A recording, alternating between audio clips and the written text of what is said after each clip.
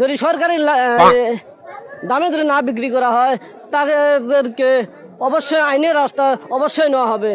ঠিক এইভাবেই মজার উপস্থাপনার মাধ্যমে ভাইরাল হয়েছেন নারায়ণগঞ্জ উপজেলার তাজু ভাই। আসসালামু আলাইকুম, জানতে চাই টিভির পক্ষ থেকে আপনাদের সবাইকে স্বাগতম। খুব অল্প সময়ের মধ্যেই সোশ্যাল মিডিয়ায় আলোচনায় উঠে এসেছেন এই মানুষটি। তিনি সাংবাদিকের মতো করে বিভিন্ন বিষয় উপস্থাপন করছেন, তবে তার স্টাইলটা একেবারেই আলাদা এবং মজার।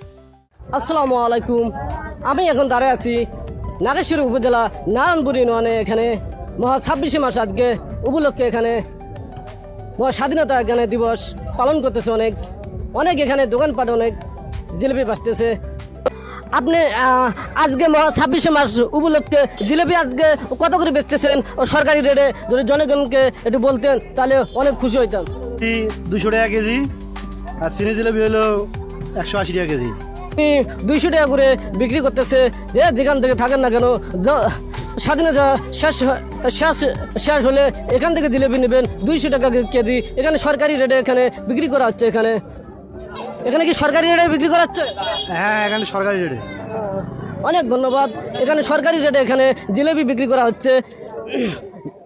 যদি সরকারি দামে যদি না বিক্রি করা হয় তাদেরকে অবশ্যই আইনের রাস্তা অবশ্যই নেওয়া হবে।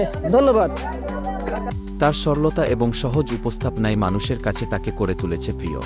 নিজের এলাকার রাস্তাঘাট এবং উন্নয়নমূলক কিছু বিষয় নিয়েও তিনি ভিডিও তৈরি করছেন, তবে সেই উপস্থাপনাতেও থাকে এক ধরনের ফানি টুইস্ট যা দর্শকদের আকৃষ্ট করছে।